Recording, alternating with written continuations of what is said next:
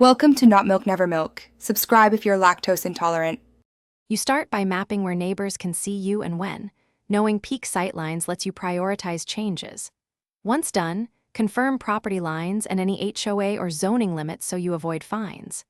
Begin with fast, reversible fixes. Install curtains or blinds, apply frosted window film to street-facing glass, and place tall potted plants at exposed spots. These steps give immediate privacy while you plan larger changes, and they cost little, so you can iterate based on what actually reduces visibility. Now you layer permanent solutions that address sight and sound together. Start with evergreen hedges or bamboo along borders. They provide year-round screening and mature quickly, making sure to place them inside your property line.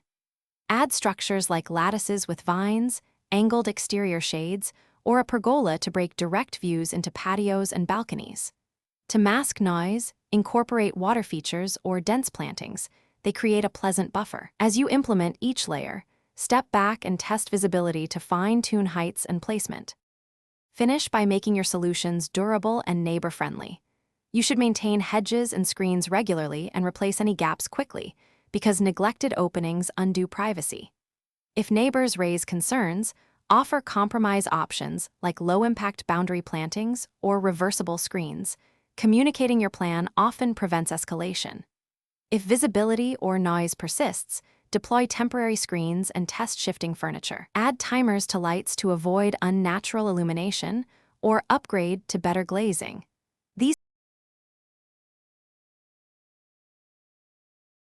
Thanks for watching. If this was helpful, leave a like and consider subscribing. See you next time.